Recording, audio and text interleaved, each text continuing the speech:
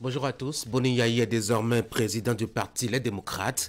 C'est la plus grande information politique du week-end. Votre émission matinale y consacrera une grande partie de son numéro de ce lundi matin. D'abord avec la une des journaux, les quotidiens reviennent pour une large part sur les événements qui ont conduit au retour officiel aux affaires politiques de l'ancien président de la République. Puis nous en discutons avec l'un des militants de ce parti politique qui est d'ailleurs même actuellement sur place à Parakou, Guy Mitokwe, porté au poste de secrétaire chargé de la communication au niveau donc de la coordination du parti. Il nous dira ce qui s'est réellement passé et ce qu'il faut comprendre de ce choix politique du parti. Enfin, le commentaire et le débat passeront à l'analyse des participants. Cette nouvelle donne de l'environnement politique national. Bienvenue à tous.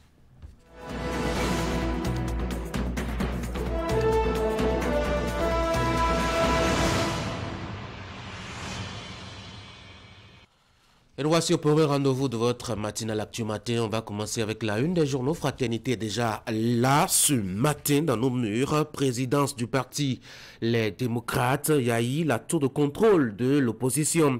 Alternance au pouvoir, les engagements du nouveau président du parti Les Démocrates. Les enjeux d'un choix dans la perspective des élections générales de 2026. La parité, le gros déficit de la composition du bureau politique LD. Et puis 99e réunion du bureau de l'IMF, Lucas Trokpo reconnaissant au gouvernement et à tous les acteurs soutenance de thèse à l'université d'Abomey-Calavi, Guy Mitokwe, docteur avec mention très honorable.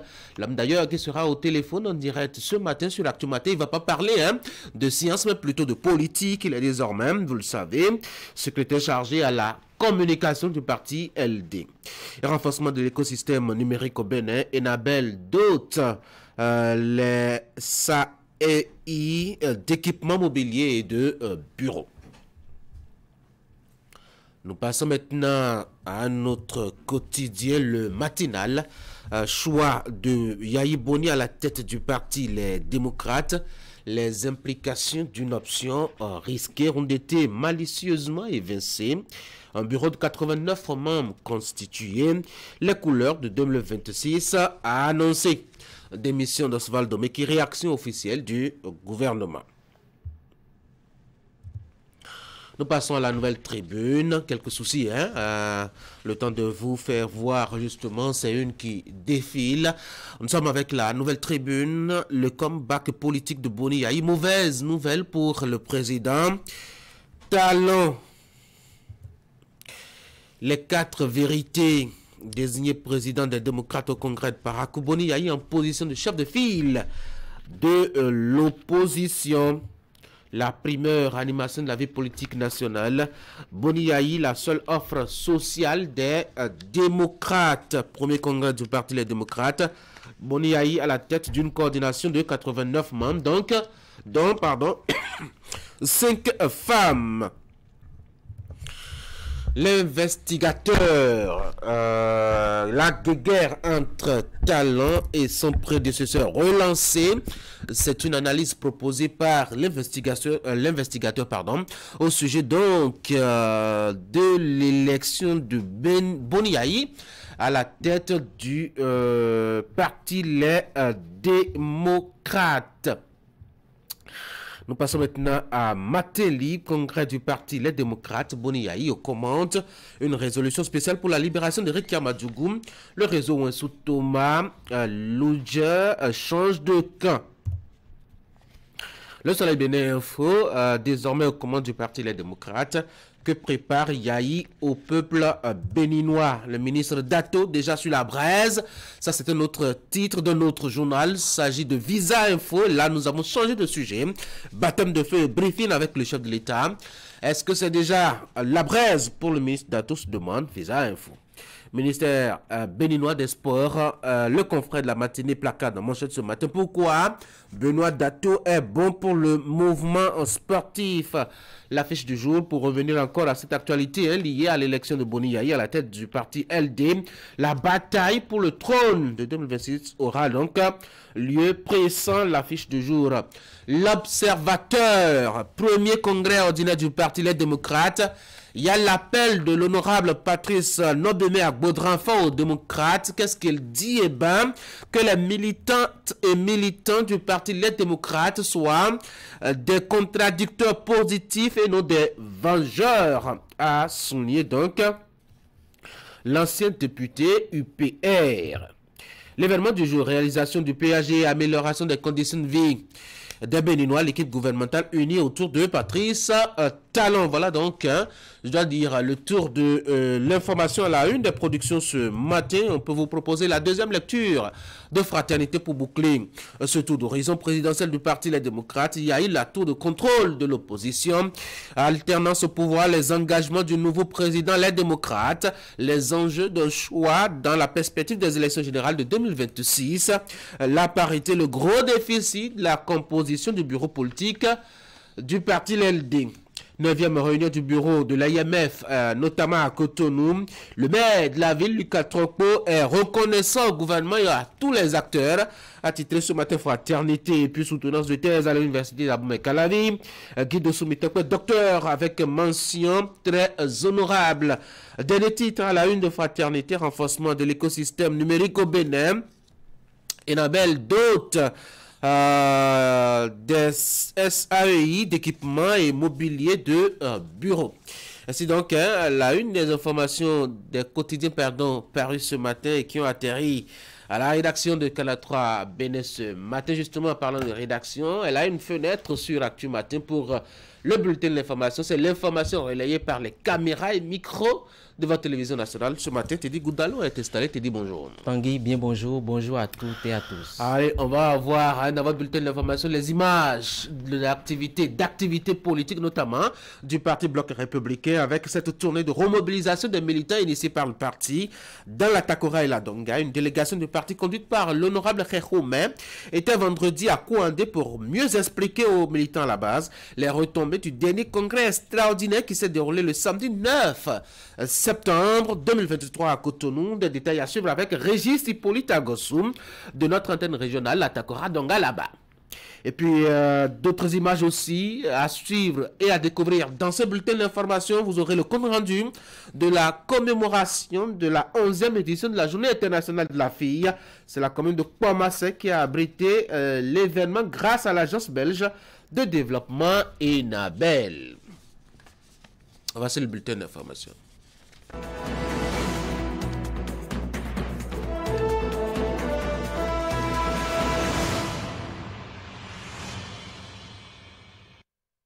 Politique et direction, la Takora Donga, sinon précisément à Kouandé, qui est à une 50aine de kilomètres, sinon une 40aine de Natitengu, le chef-lieu de la Takora. Eh bien, le bloc républicain poursuit sa tournée de remobilisation par là-bas après les étapes de Natitengu, Tukuntuna, Tangueta et Bukumbe. La délégation du BR, conduite par l'honorable Hervé Khéchoumé, était vendredi à Kouandé, donc pour le même exercice.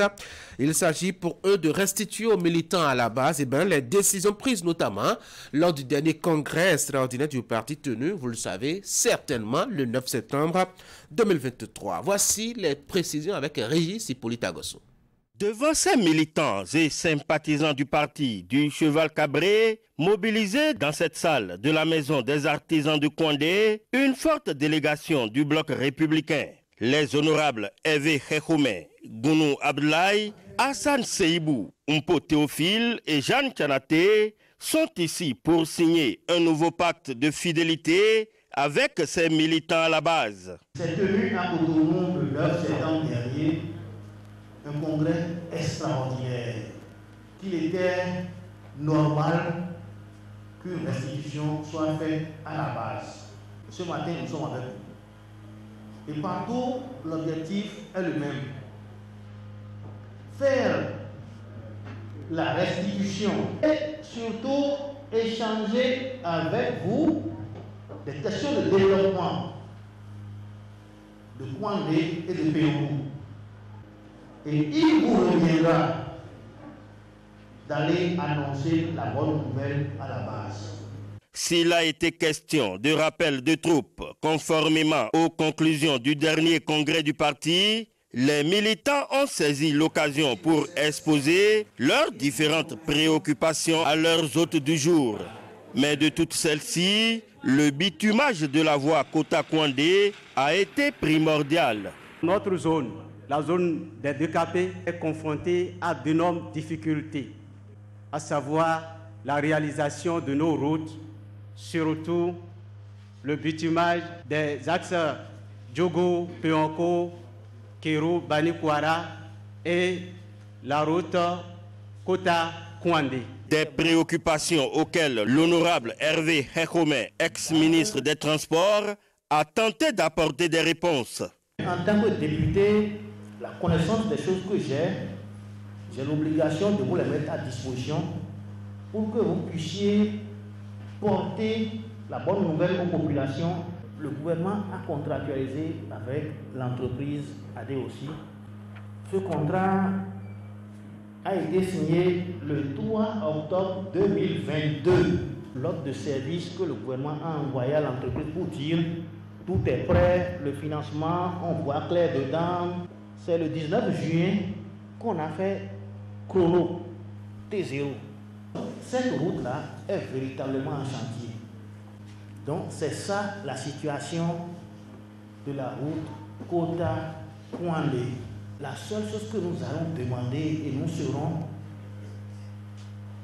vos porte-voix, et moi je suis très bien placé pour le faire, c'est d'aller bousculer aussi le ministre qui est en charge du dossier maintenant pour le dire, bouscule l'entreprise. Très touché par cette démarche du bloc républicain, l'élu de la 4e circonscription électorale a salué l'initiative du bureau politique qui, selon lui, vient combler les attentes des populations à la base. Cette tournée, on en avait besoin pour remobiliser notre groupe. Tout le monde sait que désormais que le parti vit, que le parti bouge. C'est le sentiment que ça ne devait pas le passer. On voyait les autres sur le terrain. Donc là, je pense que c'est une bonne initiative que nous avons prise. Et je pense que chaque année, il faut se donner les moyens de descendre sur le terrain au moins une fois là. Avec cette tournée de remobilisation initiée par le bloc républicain, les militants de Kouandé se sentent moins frustrés et désormais plus impliqués dans la gestion de leur parti pour des résultats plus tangibles sur le terrain. Voilà donc pour ce qui est du compte rendu de la tournée du bloc républicain, notamment dans l'Atakora Donga, avec cette précision sur l'étape de Kouandé qu'on vient de suivre. Tété Goudalo a annoncé depuis plusieurs mois en Conseil des ministres pour être aménagé, bitumé. La Kota-Kouandé, justement, vous avez vu les images rapidement dans ce reportage de Régis Hippolyte Agossou, continue de donner beaucoup de soucis aux usagers. Bien évidemment, Tanguy Agoyi, emprunter cette voie longue de 50 km est un casse-tête pour les populations, surtout en ces périodes de pluie. À quand le démarrage effectif des travaux sur cette voie? Élément de réponse dans ce reportage d'Alassane Harouna et Régis Hippolyte Agossou. Environ 5 mois déjà que le gouvernement de la rupture, en sa session du Conseil des ministres du 10 mai 2023, avait annoncé l'aménagement et le bitumage de la route Kota-Kouandé-Peyenko-Fort-Bouré. Une décision qui avait suscité un ouf de soulagement au sein des populations à la base. Mais quelques mois après ce effet d'annonce, les lignes n'ont presque pas bougé sur le terrain au grand désarroi des usagers de ce axe. Vraiment, la voie n'est pas du tout bonne. Tout d'abord, à cause de l'état de la voie, les braquages de temps à autre. Mis à part ça, l'état de la voie ne permet pas que nos engins, on puisse les entretenir en bonne et due forme. Surtout dans les saisons pluvieuses, l'état de la voie, vraiment, la voie est impraticable, disons. C'est pas du tout facile. De jour en jour, l'état de la voie s'empire. Ça s'empire parce qu'en cette période de pluie, les cailloux sautent. Et vraiment, les motos, même ça amortit nos motos très rapidement pour nous autoriser de cette voie. Vraiment, ça ne va pas. La route Kota-Kouandé, longue de 50 km, se trouve aujourd'hui dans un état de dégradation très avancé, plongeant ainsi les populations des décapés dans un isolement total. Pour allier Nati Tengo en partant de Kouandé, il faut 2 heures, voire 3 heures, selon le moyen utilisé. Kouandé, Kota... Avec les motos comme ces genre de motos, il faut environ 1h30 à voire 1h40. Mais si c'est les petites motos, là, vous allez aller à 2 heures. Vraiment, en tant que chauffeur, notre voie là, ça ne va pas. du tout, même un peu. Chaque fois, là, on souffre sur la voie. Nous qui avons des véhicules, là, si tu payes un véhicule, même à peine 3 mois déjà, là, le véhicule est déjà cabossé.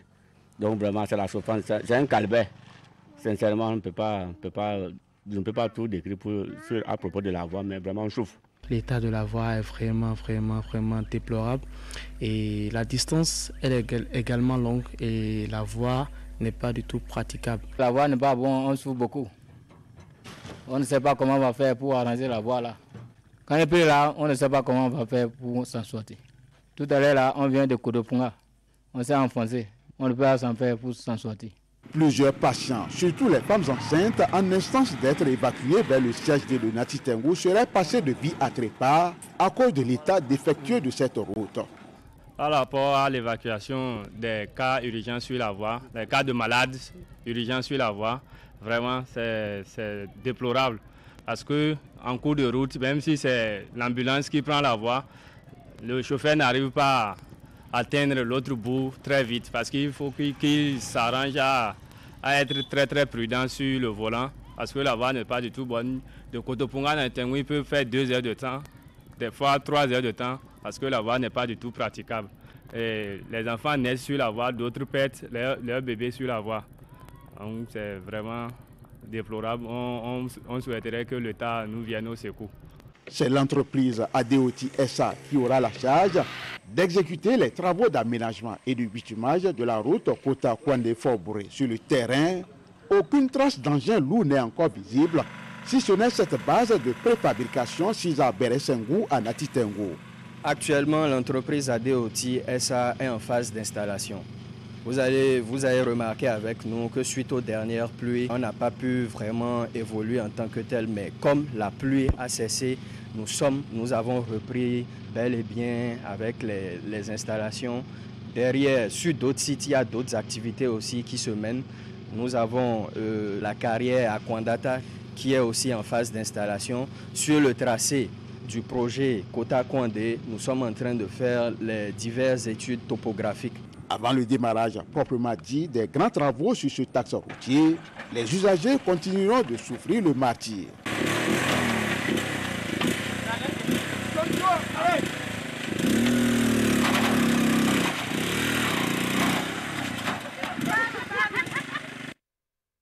Eh bien, Tanguy vous l'annonçait en titre, commémoration de la 11e édition de la Journée internationale de la fille. C'est la commune de Kpomassé qui a abrité l'événement ce week-end grâce à l'agence belge de développement Enabel. Les jeunes filles de Kpomassé sont sensibilisées sur leurs droits par des femmes inspirantes qui sont venues parler de leur métier à ces jeunes filles. Alors, Des jeunes filles très attentives et impressionnées par le parcours scolaire et professionnel de ces panélistes. Chemin faisant, j'ai réalisé qu'on pouvait faire d'autres choses à travers Internet et qu'Internet nous permettait de gagner du temps pour les déplacements. C'est la commémoration de la Journée internationale des filles, ici même au centre des jeunes de la commune de Kpomassé. Ce 11e rendez-vous annuel que célèbre Enabel Bénin met l'accent sur les droits des filles. Au-delà de cette journée qui est symbolique, c'est qu'Enabel est au cœur de cette action à travers son programme de coopération, c'est de mettre ces jeunes filles, ces jeunes au centre de notre action. Parce qu'on sait que c'est l'avenir, il y a une force, on l'a vu avec tout ce déroulement aujourd'hui, c'est une force qui nous encourage à continuer. On a aussi vu des résultats concrètement depuis plusieurs années, ce qu'on a pu faire en termes de formation et autres. Donc voilà, c'est rappeler que notre engagement est fort. Plusieurs femmes de profils divers ont tour à tour sensibilisé ces jeunes filles.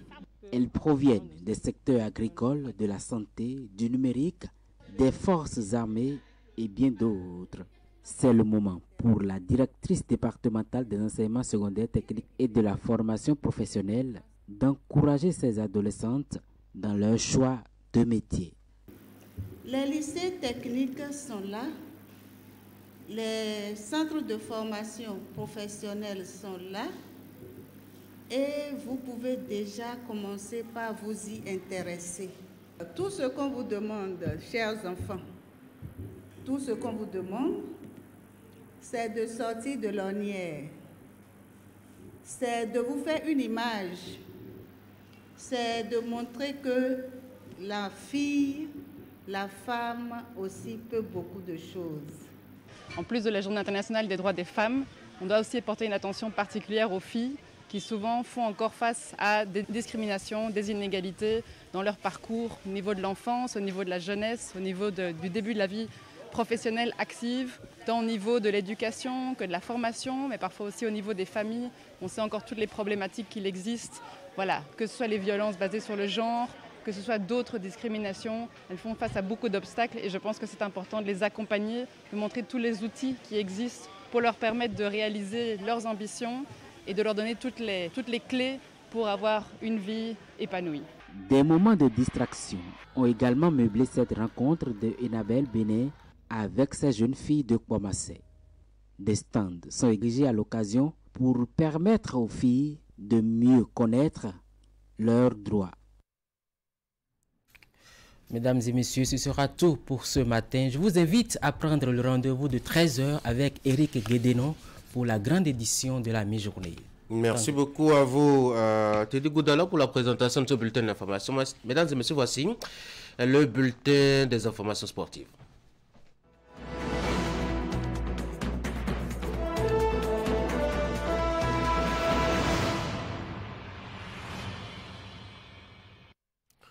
Au menu ce matin, du bulletin d'information des sports sur l'actu matin, de la boxe, mais aussi des images du football. Ali Moumouni, bonjour. Bonjour Tanguy. Allez, ce matin, on l'avait annoncé par ici déjà, mercredi dernier, Damien Zanou qui revient vers nous actuellement à Cotonou. Jeune boxeur béninois qui a gagné son duel ce dimanche, un duel annoncé déjà la semaine écoulée, yes, donc le 15 octobre 2023. Oui, Tanguy, c'est la première ceinture de sa carrière, il faut le souligner à l'échelle internationale. Comme vous l'avez précisé, il était sur le ring hier, c'était donc au Nigeria face à Thomas Yakubu, le jeune Nigérien. Sur cette image, bien entendu, que vous nous proposons ce matin, vous l'avez vu, c'était les deux lors du mesure du poids pour ce combat. Mais Damien Zanou, comme à son habitude, n'a pas déçu. Il a gagné par KO à la 4e reprise et c'est la 8e fois consécutive qu'il s'impose à ses adversaires par KO. 8 combats donc pour 8 KO. C'est tout simplement magnifique le parcours de ce jeune étudiant béninois. Vous le voyez sur ces images amateurs. Vous aurez le son et l'ambiance des hommes tout à l'heure, même de ce combat Tanguy. On va suivre un peu.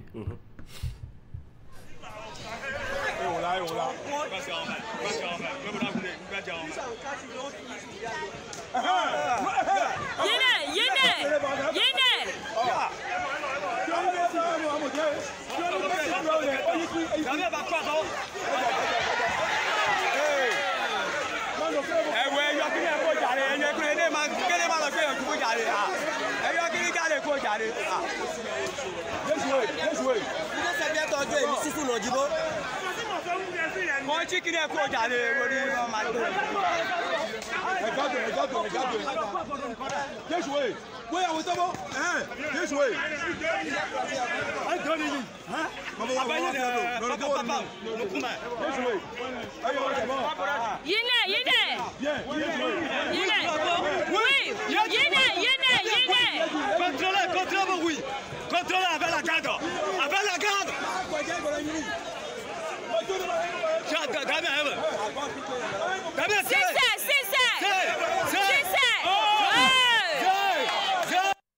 Et vous voyez sur les images le Nigérien en short jaune, donc Tanguy qui est tombé par KO. C'était lors de la 4e reprise, vous l'avez vu, le jeune béninois qui essayait de donner quelques uppercuts à son adversaire. Il détient désormais la ceinture de la West African Boxing Union ou à bout de la catégorie des coqs, c'est-à-dire les 55 kilos.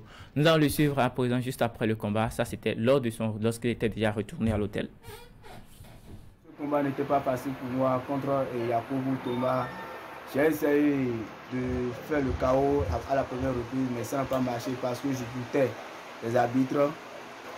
À la 2e reprise, il a poursuivi le combat. À la 2e reprise, ça n'a pas marché. À la 3e reprise, il a pris des uppercuts crochés. Là, je savais que il sera à terre, mais l'arbitre a sonné le gong. À la 4e reprise, en même temps, comme j'ai constaté qu'il a déjà pris certains coups, à la 4e reprise, j'ai commencé par enchaîner les coups avec des uppercuts crochés. C'est de là il est à terre. et j'ai remporté la victoire par KO à la 4e reprise. À cette occasion, je dis merci beaucoup à la Fédération béninoise de boxe, au ministère des Sports et Loisirs et à tous les presseurs béninoises et au peuple béninois aussi. Allez, vous l'avez bien compris, le jeune béninois qui fait donc Tanguy forte sensation à l'échelle internationale. Comme je le disais tout à l'heure, 8 combats, 8 KO. Et donc cette fois-ci, c'était à la 4e reprise face au Nigérian Thomas Yakubu pour la ceinture de la West African Boxing Union. Il a remporté et donc il sera de retour sur le territoire national certainement dans la journée. Tanguy, vous l'avez vu, assez d'émotion. Tout à fait, ouais. Et donc pour ce jeune béninois qui fait la fierté du pays. C'était même prévu qu'on l'ait au téléphone pour ses premiers mots à la presse nationale béninoise. Quelques difficultés à entrer en liaison avec lui, certainement qu'il est toujours en route pour Cotonou, comme je l'annonçais. Damien Zanon, qui, faut-il le préciser, le rappeler, est étudiant en 2e année à l'université d'Abomey-Calavi. Allez, on va changer de discipline en ligne. On va parler football maintenant et les Amazones de moins de 20 ans qui sont éliminés de leur course pour le mondial féminin de 2024. Oui, la compétition qui aura lieu bien entendu en Colombie, prévue pour l'année prochaine 2024, mais les nôtres ne seront plus dans la course pour cette Coupe du monde de football féminin de moins de 20 ans. Les résultats, nous les présentons ce matin. Le 2e tour auquel elles ont participé, c'était face au Lion du Sénégal, rencontre qui s'est soldée au stade de l'Amitié ce dimanche 15 octobre sur le score de 0 but partout. Tanguy, il faut remarquer que simplement c'est une performance très impressionnante de la part des Béninoises qui viennent tout simplement de commencer les armes face à une formation sénégalaise qui déjà depuis plusieurs années est dans la compétition. Et s'il faut faire le total, ça fait donc 2-0 pour le Sénégal qui s'impose au Bénin lors du 2e tour de ces éliminatoires. On va passer donc à une autre actualité, Tanguy. Absolument, on va parler des hommes notamment et parler des journées FIFA précisément avec les Guépards Seniors dans le cadre de la journée FIFA du mois d'octobre qui a ouvert justement les activités. Oui, pour les premières sorties, donc pour ces éliminatoires, les Guépards Seniors, bien entendu, l'équipe A du Bénin s'est séparée sur un score de parité face à l'équipe de la Sierra Leone. Vous le voyez là, c'était l'ouverture du score à la 32e minute par l'attaquant sierra-léonais. Vous le voyez, un but somptueux, Tanguy. Vous voyez, c'est magistral et ce sera par la suite la légalisation par les Béninois sur ce centre, bien entendu. À la 98e minute. Bien entendu, de Ayegun, c'était l'euphorie totale. Le Bénin qui réussit quand même à éviter l'échec lors de cette sortie. Il faut retenir tout simplement que ces journées FIFA permettent à l'entraîneur de mettre en place un effectif compétitif pour les prochaines joutes. C'est bien entendu les éliminatoires de la Coupe du Monde 2026 et ce sont les préparations qui ont commencé ainsi. À l'affiche donc pour la 2e sortie sur ce tableau récapitulatif, on aura donc le Bénin qui affrontera le Madagascar pour le 17 octobre pour sa 2e sortie lors de ces journées FIFA, Tanguy. Après donc le match nul d'1 but partout entre face à la Sierra Leone, Tanguy. La suite, on fait le point général de toutes les rencontres de ces journées FIFA, plan africain bien entendu, lors de la semaine écoulée. La Tunisie était face à la Corée du Sud, score 4-1 pour la Corée du Sud qui s'impose à l'équipe tunisienne. L'Angola et le Mozambique se séparent 2-2, 1 but partout, 0 but partout entre le Burkina Faso et la Guinée équatoriale, 2 buts partout, score de parité également entre le Nigeria et l'Arabie Saoudite, rencontre qui a eu lieu au Portugal, 2 buts partout entre les deux formations. L'Afrique du Sud et l'Eswatini se séparent 0 but partout, 1 but partout entre la Nouvelle-Zélande et la République démocratique du Congo. Et puis pour finir avec cette première partie, il y a donc la Guinée-Conakry qui s'est imposée face à 1-0. C'était face à la Guinée-Bissau. Pour la suite des explications, la Mauritanie s'est imposée au Madagascar 2-1, Tanguy. Il faut remarquer que le nouveau sélectionné de la Mauritanie fait un travail impressionnant avec donc assez de victoires. Je dis 8 victoires seulement sur cette 13 sorties pour ce sélectionneur. Le Libéria s'incline 2 buts contre 3. C'était face à la Libye. Il y a la victoire du Mali, 1-0 face à l'Ouganda. Le Niger s'impose 3-0 face à la Somalie. La Côte d'Ivoire et le Maroc se séparent 2-2, score de parité, 1 but partout. Et puis pour finir, souligner la défaite du Ghana 2-0. C'était face au Mexique. La suite, c'est aujourd'hui. Toujours dans le cadre des journées FIFA, le Nigeria affrontera donc ce soir à 16h l'équipe mozambicaine, l'équipe qui a éliminé bien entendu le Bénin lors de ces éliminatoires pour la Coupe d'Afrique des Nations 2024-2023 qui aura lieu bien entendu en début d'année 2024. C'est en Côte d'Ivoire. Il faut souligner que ces formations se préparent donc pour cette compétition. Et donc le Nigeria affrontera le Mozambique ce soir. La Russie aura pour adversaire le Kenya. La Russie qu'on retrouve désormais Tanguy sur les installations, les pelouses pour des matchs après. Donc une petite période de trêve, s'il faut le dire de cette façon-là. La Russie affrontera le Kenya après s'être imposé 1-0 au Cameroun. C'était la semaine dernière. L'Algérie sera l'adversaire de l'Égypte et pour finir le Sénégal jouera contre le Sénégal à 19 le Sénégal jouera contre le Cameroun à 19h. Ça va être un avant-goût des matchs prévus pour la CAN 2023 prévus pour se dérouler à Abidjan. Oui, t'inquiète, bien entendu. On va finir avec les amicaux et là on revient au plan national pour parler du championnat national qui démarre dans quelques jours. Ce sera la semaine prochaine, le 21, le samedi, bien entendu, pour être tout précis. Dans ce cadre, il y a les clubs qui s'affûtent déjà, qui affûtent les armes et qui livrent des rencontres amicales. On avait parlé de certains matchs disputés la semaine écoulée. Et donc ce week-end, il y a eu également des rencontres disputées. Espoir FC était face au Buffle. C'était donc à Savalou. Rencontre s'est soldée sur le score de 2-0 pour l'équipe de Parakou. Les Buffles se sont imposés à l'arrivée à leur adversaire. Il y a également la victoire de Dragon de Lemay qui ont joué, c'était donc à Djefa, face à Tambour FC. Tambour qui est une équipe amateur en 3e division. Les deux formations, donc je dirais les Dragons se sont imposés pour cette sortie. Et puis la rencontre entre les Panthers FC de Djougou et les Requins de l'Atlantique, c'était au stade de Djougou, 0 but partout entre les deux équipes. Il faut préciser tout simplement que le championnat, comme je le disais, démarre le samedi prochain, le 21 octobre 2023. C'était tout? Oui. Merci beaucoup Ali Moumouni pour ce tour d'horizon de l'actualité des sports sur Actu Matin. C'est Sport Matin. On va vous voir demain. Ce sera avec le magazine de la semaine. Bonne journée et à demain. Merci. Mesdames et messieurs, on va faire la transition parce que notre invité au téléphone a déjà décroché notre appel. C'est Guy Dossou Mitokwe. Il est membre du parti Les Démocrates qui a tenu son congrès samedi à Parakou.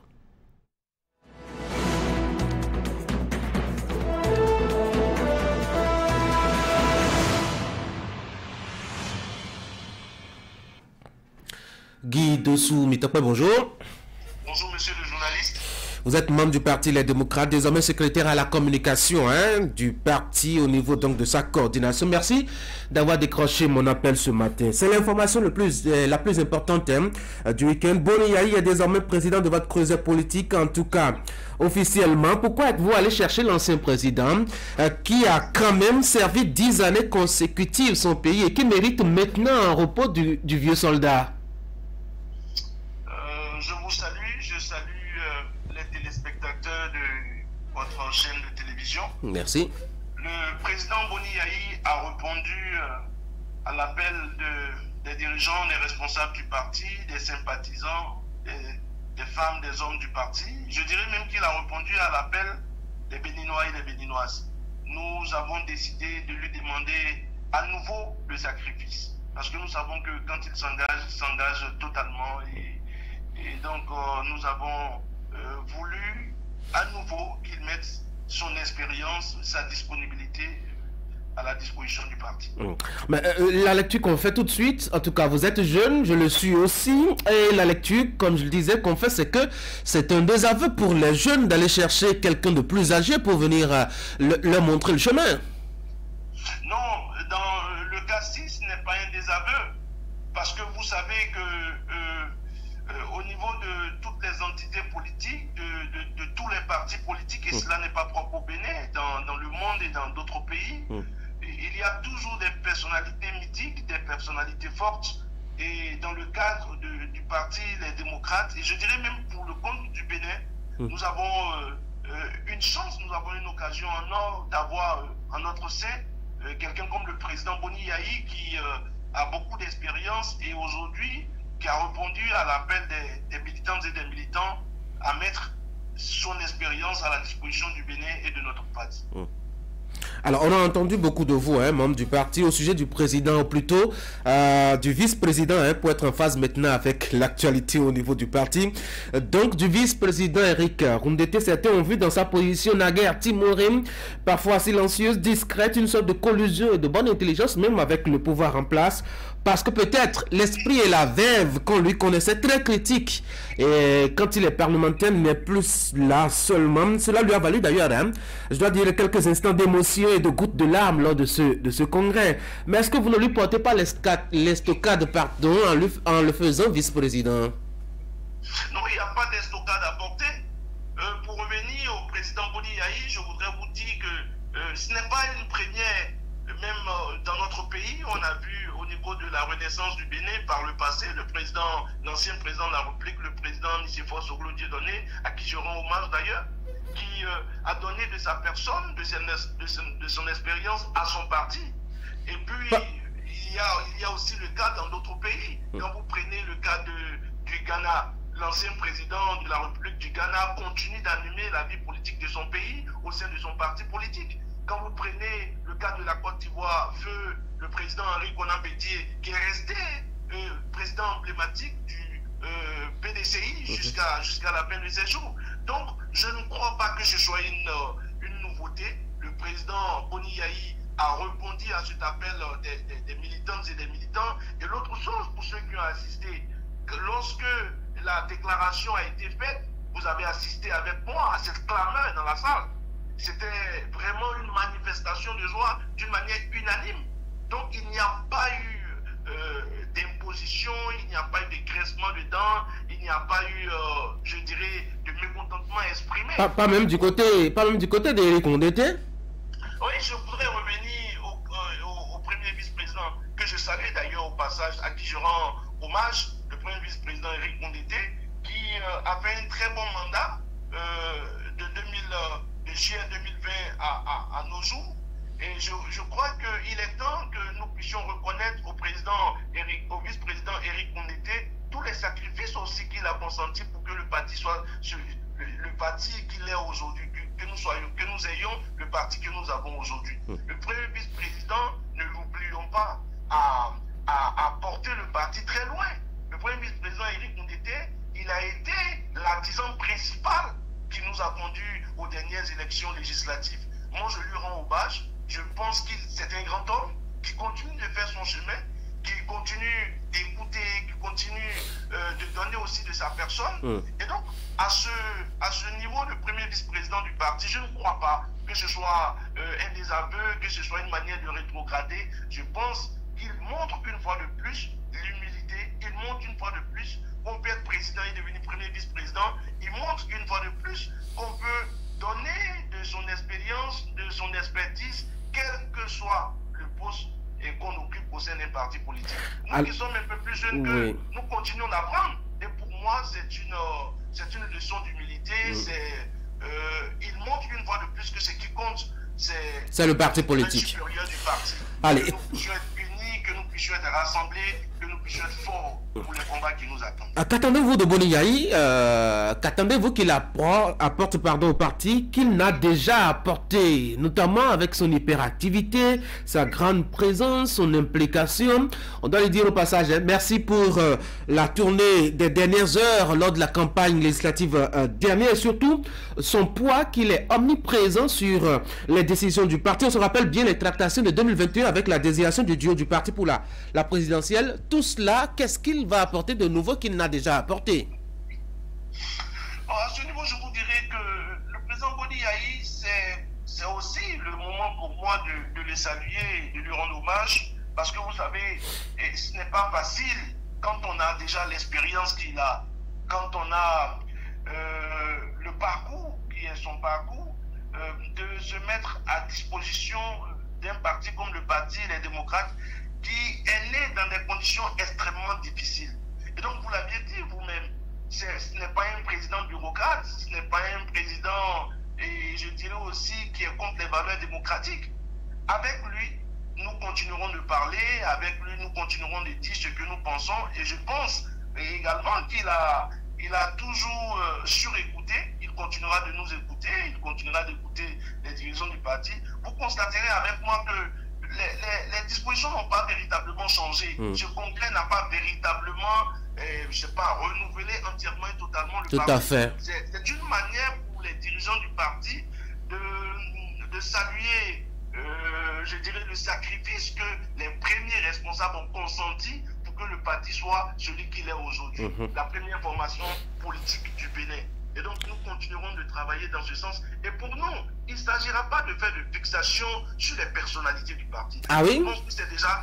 Non, cela est important parce qu'aujourd'hui, beaucoup craignent que cela relance la guerre Yahi. Talon, Yahi, ça doit être le 3e round maintenant. Non, il n'y aura pas de guerre. Je ne sais pas si par le passé, il y avait eu des guerres Talon Yahi. Vous avez vécu au Bénin, certainement. Parce que ce qui compte pour nos populations, ce n'est pas une quelconque guerre. Ce qui compte pour nos populations, c'est qu'on puisse trouver des solutions durables aux problèmes que nous rencontrons.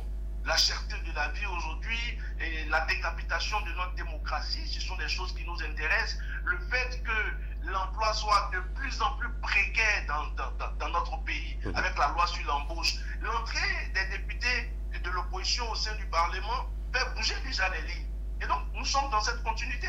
C'est pour cela que nous refusons le fait de la fixation sur les responsables du parti. Pour nous, nous continuons d'être unis. Pour nous, nous continuons d'être le même parti engagé pour apporter des solutions à notre pays. Et pour nous, nous continuons d'être attachés aux valeurs démocratiques parce qu'il y a une idée à rattraper. Il y a une image à redorer. Donc, nous ferons l'effort de redorer l'image du Bénin qui a été sérieusement dégradée depuis 2016. C'est ça. Nous sommes dans cette dynamique. Donc nous ne ferons pas de fixation, ni sur le président, ni sur le premier vice-président, ni sur d'ailleurs les autres responsables du parti qui depuis juillet 2020 ont consenti beaucoup de sacrifices pour que nous en soyons là. C'est vrai, on ne va pas faire... Ce qui compte, oui. Pour moi, ce qui compte, c'est ce que chaque responsable peut apporter pour que nous puissions aller de l'avant. Pour moi, ce qui compte, c'est que le peuple nous envoie un message que 2026, l'alternance est possible. Le peuple nous envoie un message en disant nous voulons retrouver notre démocratie dans le temps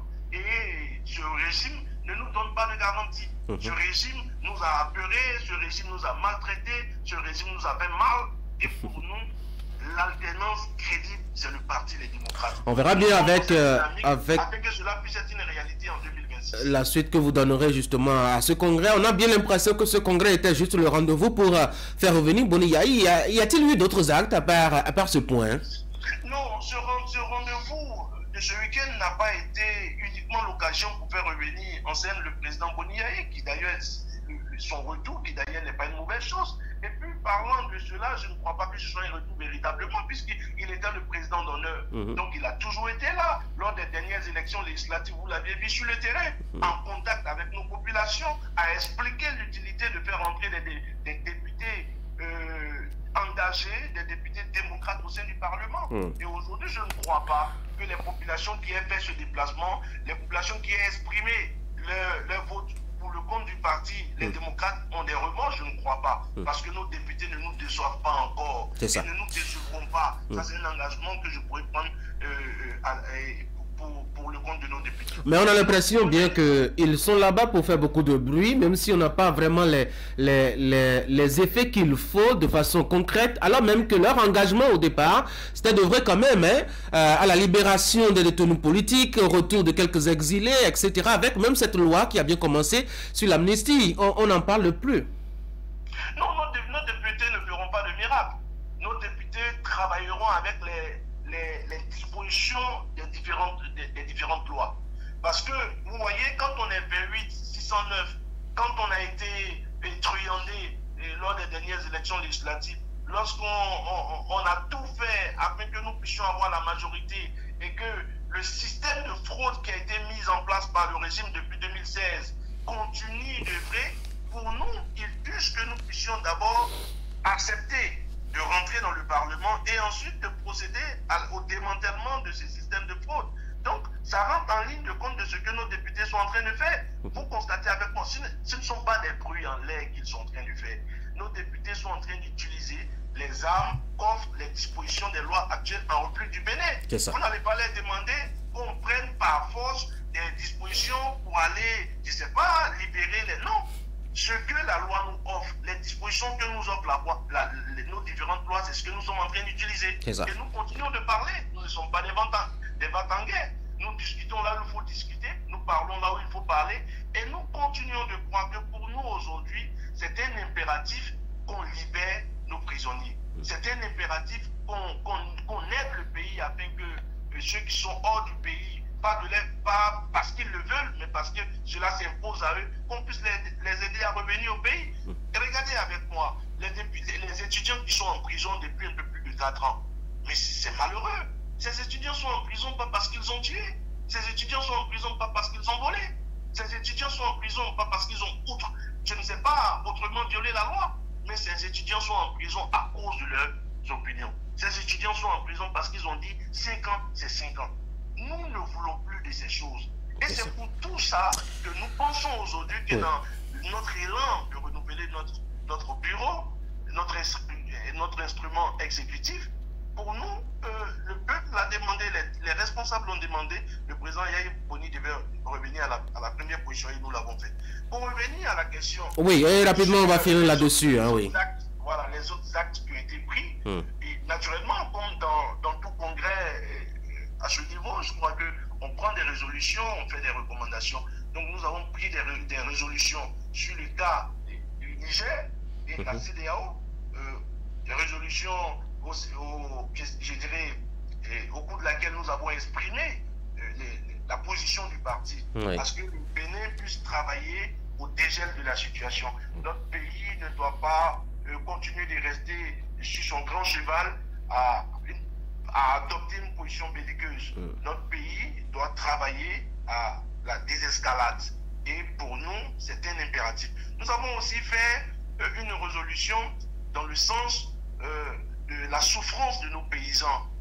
Voilà, toutes les dispositions prises par ce régime pour ne pas laisser la main libre aux paysans de notre pays, nous nous sommes exprimés là-dessus et nous avons donné la position du parti. C'est ça. Nous avons aussi fait des résolutions dans le sens de nos prisonniers. Je venais d'en parler tout à l'heure. Oui, déjà. Tous ceux qui sont emprisonnés à cause de leur position politique, tous ceux qui sont emprisonnés à cause de leurs opinions, nous exhortons le régime à les libérer. Et nous exhortons le régime à faciliter le retour des exilés politiques. C'est ça. Et donc, nous avons fait ces résolutions et nous avons aussi fait des recommandations. Je crois que ce qui est propre à tout congrès de partis politiques à ce niveau. Guy Mitokpa, merci beaucoup d'avoir été en ligne. Je vous en prie, monsieur le Une bonne journée à Parakou. À vous autres. Mesdames et messieurs, retour à Cotonou. On va souffler maintenant. Parents d'élèves et étudiants, avez-vous marre de payer trop cher les fournitures scolaires de vos enfants? Cette rentrée, choisissez les boutiques Le Vrai Bonheur. Dans les boutiques Le Vrai Bonheur, vous trouverez tout pour cette rentrée, depuis la maternelle jusqu'à l'université, le tout à des prix incroyablement bas. Nous mettons aussi à votre disposition des sacs de marque Aokin de qualité et les livres au programme. Téléphone 97 87 40 32 97 112 78 27. Avec Le Vrai Bonheur, cette rentrée aura lieu dans la joie. Vive la rentrée! Vous nous avez fait confiance, nous aussi. Vous nous avez adoptés, nous aussi. Merci d'avoir choisi Air Froid. Ainsi, nous avons amélioré pour vous la qualité de nos climatiseurs. Nous avons développé une marque 100% écologique conçue spécialement pour notre climat tropical avec une basse consommation d'énergie électrique. Vous êtes en zone de baisse de tension? Adoptez le climatiseur Air Froid Inverteur, spécialement conçu et amélioré pour supporter de fortes baisses de tension. Visitez notre showroom à Cotonou, à 100 mètres de l'église Saint-Jean. Air Froid, des climatiseurs à basse consommation d'énergie électrique. Contacte 61 17 63 77. Site web airfroidbenin.com.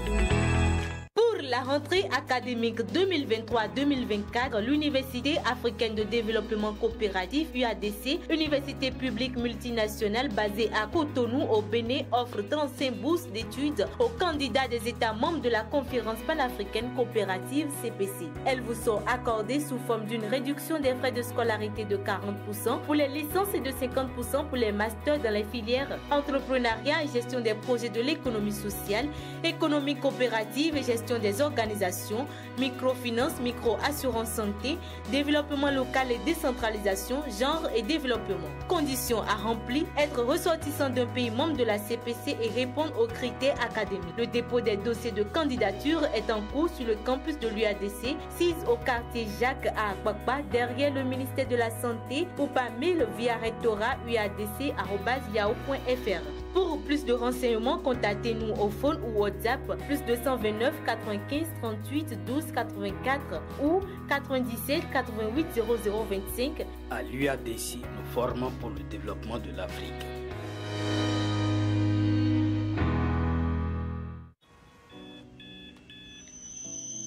Chaque jour est une nouvelle opportunité pour faire bouger les choses.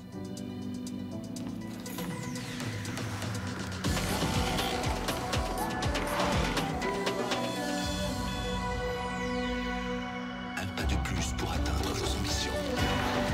Alors, donnez-vous à fond, tasse après tasse, jour après jour. Commencez en force, finissez en force. Nescafé.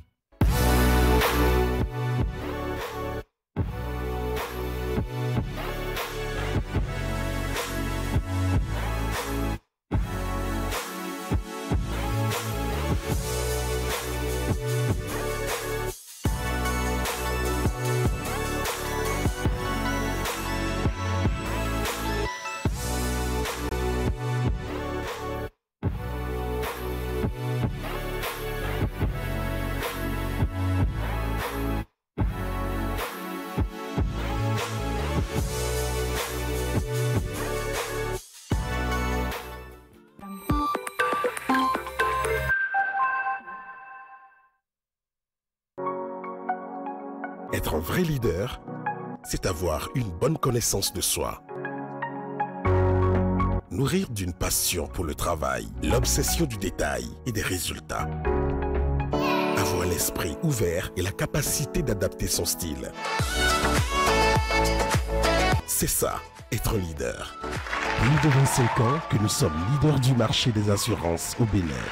L'Africaine des assurances, le sens de l'engagement.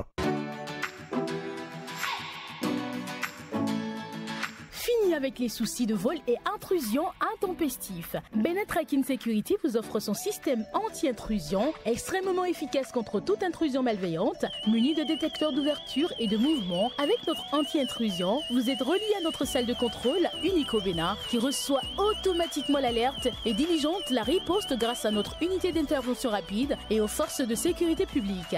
Adoptez notre système de tracking et de géolocalisation qui vous permet de localiser votre véhicule en temps réel au Bénin, comme dans toute la sous-région ouest africaine. Benin Tracking Security, c'est aussi la vidéosurveillance avec des caméras d'une qualité irréprochable, le contrôle d'accès d'ouverture et de présence très efficace, mais également un système anti-incendie avec des détecteurs de fumée ultra performants. Benin Tracking Security, nous réinventons la sécurité. Benin Tracking Security, le pionnier de la sécurité moderne au Bénin.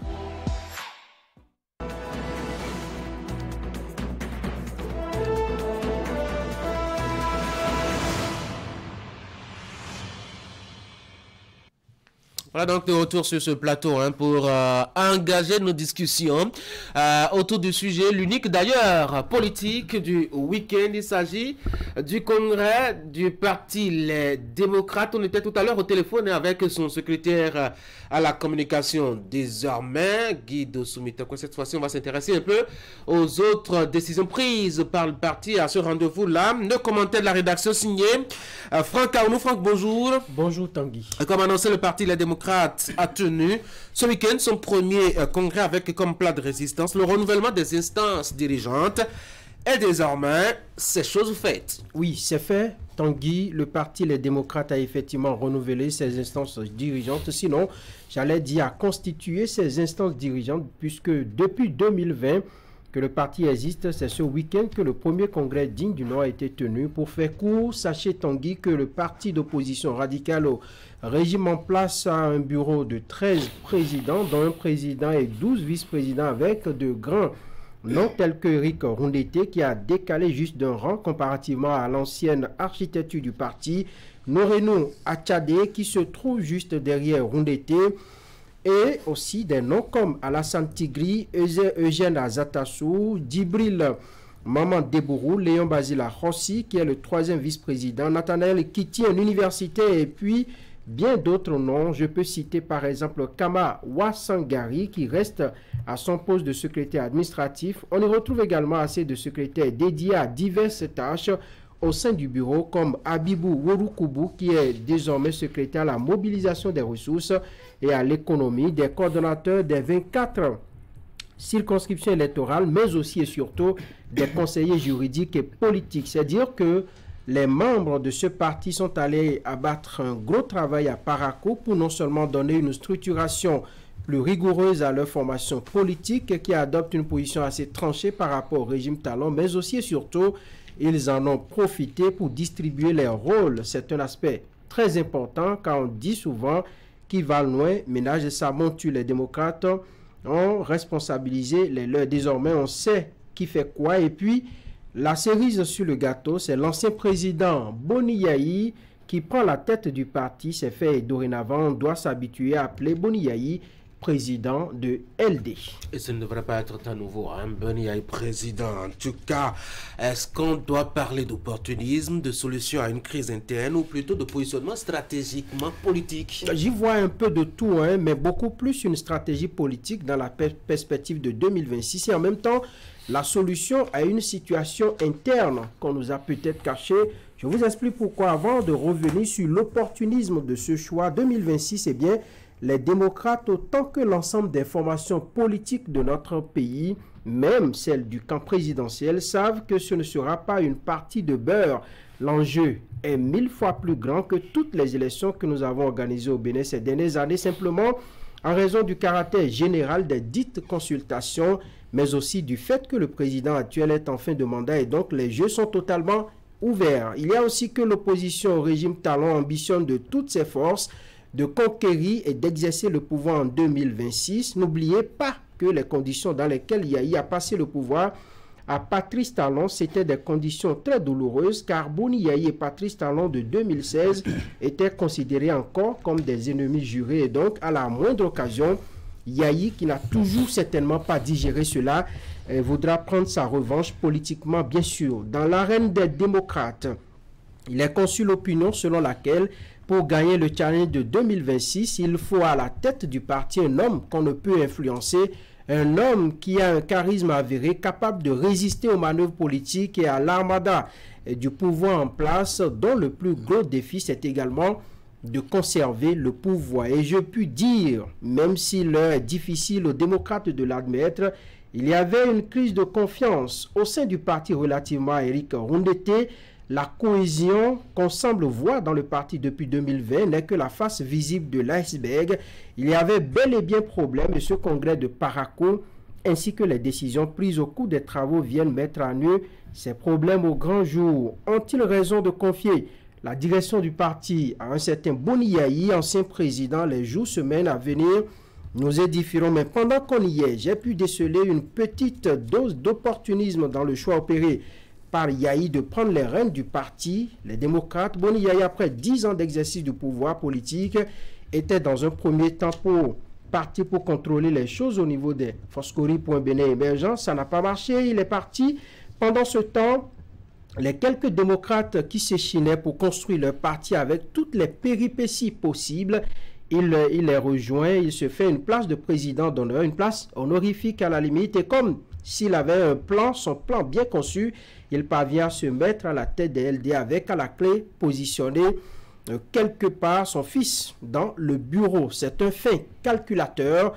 On peut pas lui en vouloir, mais il aurait pu laisser Rondeté faire l'expérience. Mais bon, on vous dira que les enjeux sont trop grands pour laisser un homme en griffe influençable et manipulable pour conduire l'assaut final.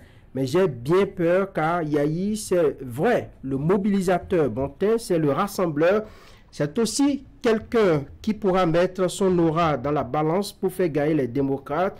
Mais Yayi, c'est aussi celui qui est réputé dans les mauvais castings. On a encore en mémoire son choix mal pensé et préjudiciable de Lionel Zissou en 2016. C'était un choix irréaliste qui a estompé l'ambition de tous ceux qui le suivaient, qui croyaient en lui, dont il est à suivre. Il est donc à suivre pour éviter les décisions politiquement infructueuses, lui-même n'étant plus présidentiable en 2026. Voilà. Merci beaucoup à vous, Franck Aono, pour ce commentaire de ce matin. Nous allons donc élargir les discussions et réflexions autour donc de cette actualité-là avec en plateau les acteurs que vous connaissez, mais aussi que vous ne connaissez pas. Ceux que vous connaissez, je commence par vous les présenter. Eric, bonjour. Bonjour Tanguy. William, bonjour. Bonjour. Celui Tanguy. que vous ne connaissez pas par ici, Stanislas Samoa, qui est responsable directeur de l'information de Peace FM. Stanislas, bonjour. Bonjour Tanguy, bonjour à tous. Alors, merci beaucoup à tous d'être là. Ce matin, je propose que nous échangions autour de 3 axes. Boni Yahi pour sa posture, désormais à la tête du parti. Eric Rondeté aussi pour sa position désormais au niveau du parti. Et puis, qu'est-ce qui va changer dans le fond, aussi bien dans le quotidien du parti que sur l'échiquier politique national. Alors, commençons par le maître des choses désormais, les démocrates, Boni Yahi. Pourquoi vient-il à la tête, je dois dire, du parti, Eric? Je pense parce qu'il a toujours voulu être à la tête du parti. Avec ce qui s'est passé à Parakou, on comprend aisément que le poste de président d'honneur était pour lui insuffisant. Et peut-être que pour ça, il fallait davantage renforcer son influence au niveau du parti. C'est vrai que dans une démocratie comme la nôtre, il faut une mouvance, il faut aussi une opposition. C'est comme ça que le jeu politique, ça se passe dans les grandes démocraties. Alors, ce que nous avons vu, pour moi, nous sommes passés à côté de l'esprit de la réforme du système partisan qui, en termes d'objectifs, voudrait qu'au niveau des partis politiques, que ce soit les partis politiques qui dominent et non qu'on construit l'idéologie autour de l'identité d'une seule personne. Oui, mais il faut bien il faut bien désigner un responsable, je suis d'accord, mais aujourd'hui, les militants qui ont décidé de porter leur choix sur le président. C'est vrai que j'ai écouté le responsable de la communication, c'est ce qu'il nous a, enfin c'est ce qu'il a expliqué, qu'ils ont fait appel à Boni Yahi et puis l'a accepté. Je pense qu'on connaît ce discours, où quand on veut un peu maquiller l'influence de quelqu'un, on fait croire que c'est de façon volontaire que la personne a accepté tout ça. Et Boni a toujours voulu ça, et il l'a eu. Maintenant, la conséquence c'est que nous allons vivre les 3 prochaines années, en tout cas pour les élections générales, des tensions. Parce que nous savons ce qui va se passer. On aura du Yahi. On viendra tout à l'heure voir qu'est-ce que ça va avoir comme influence sur la vie politique nationale. Stanislas, pourquoi Boni Yahi vient-il à la tête des démocrates? Bon, là, vous me posez une question, je ne sais pas quoi répondre parce que je n'étais pas au Congrès.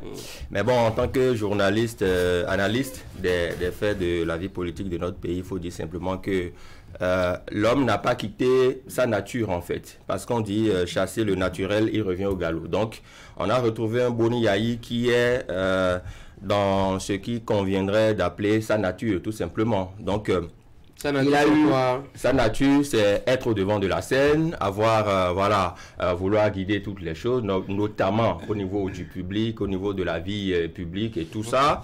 Et Yahi Boni a eu quand même le temps de nous distraire un peu, parce que on a vu sur les réseaux récemment son attachement pour un certain retour au gospel. Il a chanté, et tout. Donc on se disait à un moment, bon, c'est bon quoi, il a promis retourner quand même à ses amours de pasteur, d'évangéliste, c'est bon, on y est.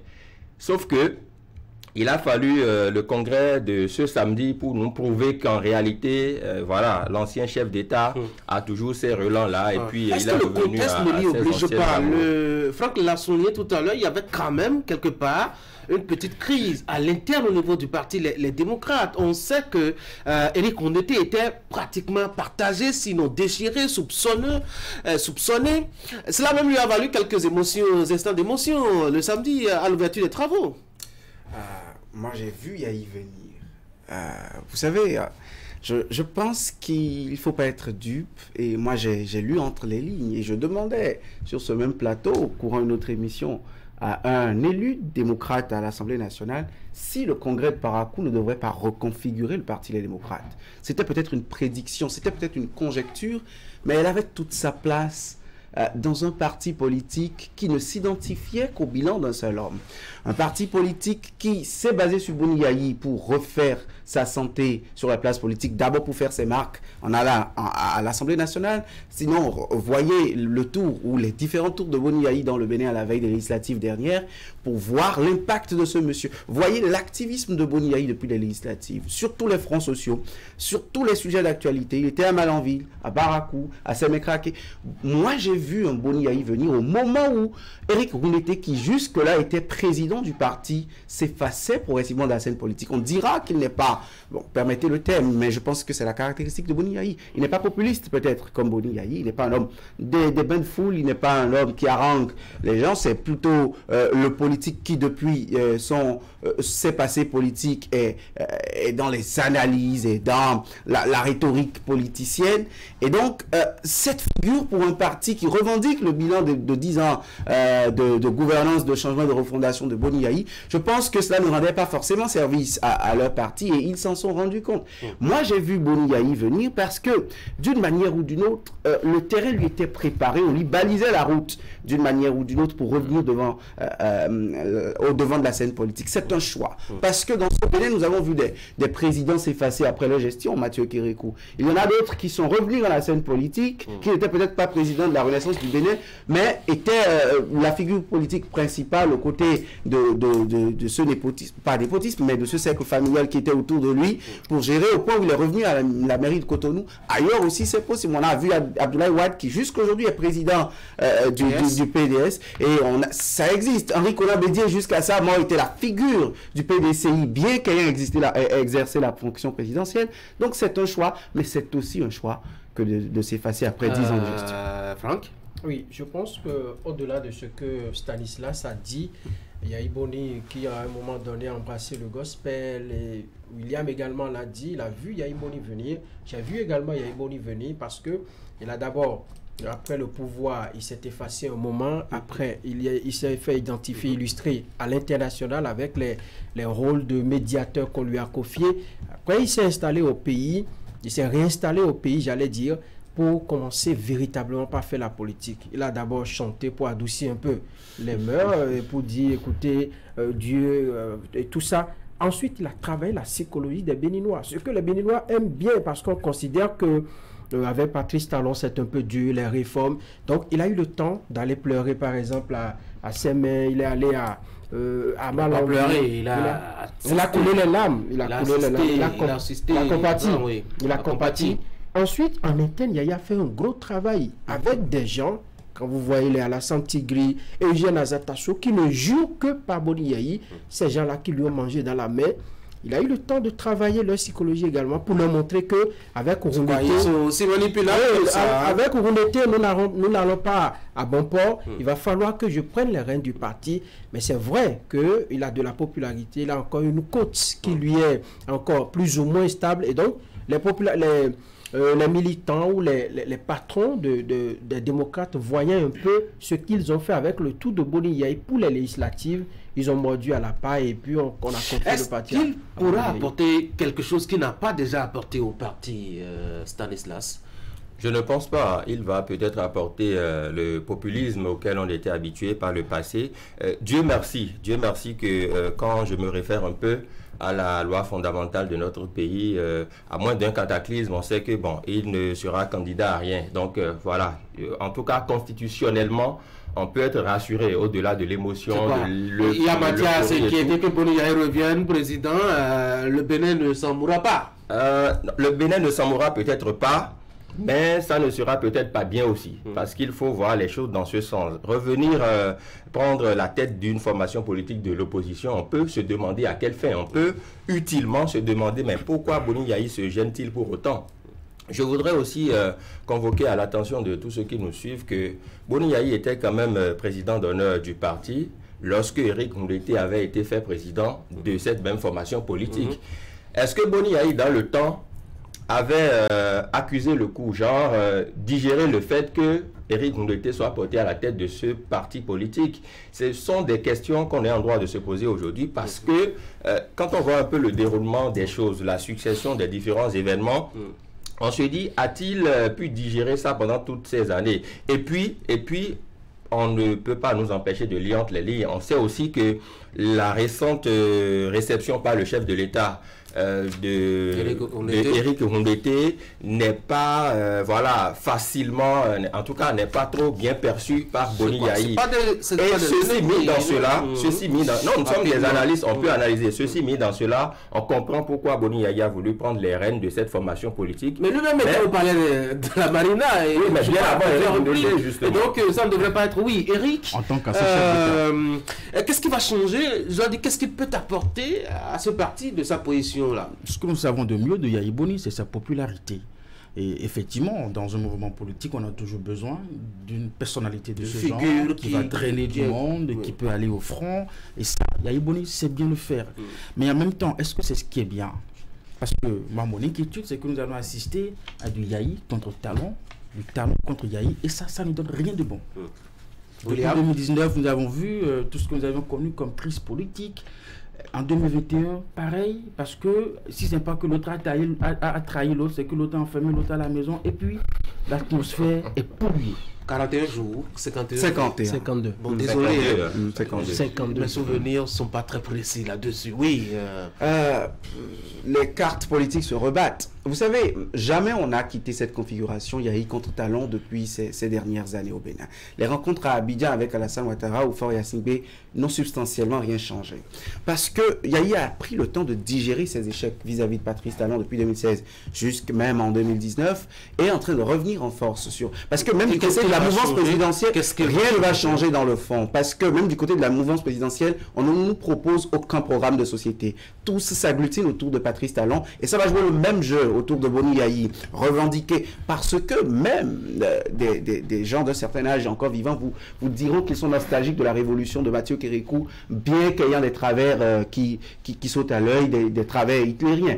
Donc je pense que tout gouverneur ayant dirigé, ne serait-ce que pour un cadre d'un État, a des gens qui lui restent, je dirais, attachés, fidèles jusqu'au bout, des nostalgiques de ses réformes ou de sa manière de faire, même si je ne sais pas ce que cela a apporté substantiellement au développement de ce pays, un peu comme des questions qu'on peut se poser sur la gouvernance actuelle. Donc le jeu va redevenir Boni Yayi contre Patrice Talon. On va polariser encore des deux côtés la classe politique. Le débat 2026 va commencer par se refaire. Quelque part, ça fait de la santé à une démocratie en perte de débat politique depuis quelques années. Ça remet de la vitalité dans le système démocratique. Mais dans le fond, aucun programme de société pour le Bénin, aucune projection de développement pour le Bénin. On va polariser les débats sur ce que chacun a fait. L'autre a fait asphaltage, l'autre a partagé des pains à tout le monde. Et on va faire ce débat jusqu'en 2026. Et c'est tout ce que je déplore dans la situation actuelle. Moi, je ne veux pas de cette vitalité. À partir du moment où ça coûte la vie à des gens. Cela nous a amené en 2019 à avoir des élections où le sang a coulé. Pareil en 2021. Moi, je ne veux pas de cette vitalité démocratique. Si tant est que deux personnes ne peuvent pas s'entendre dans une démocratie pour que le débat soit ouvert... La faute est au Béninois. On va accepter le discours. La faute est au Béninois. Si dans les urnes, ils ne votent pas pour l'autre, ils ne devraient pas s'arracher la scène. Avoir d'abord accès au scrutin à un moment donné, ou avoir accès au choix diversifié. On va parler à tour de rôle pour permettre aux gens de nous suivre à la maison. Oui. De quelle population nous parlons? De population béninoise. Qu'on peut manipuler. Vous êtes là pour les éclairer en tant que journaliste, analyste, politique. Justement, mais il faut relever également des points importants.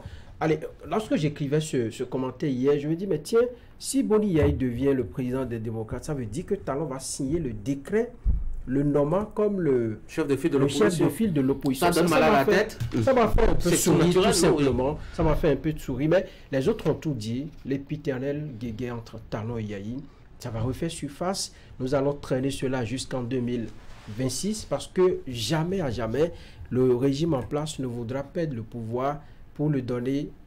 Enfin, c'est un jeu politique pour le remettre au cas adverse que conduit aujourd'hui Boni Yayi.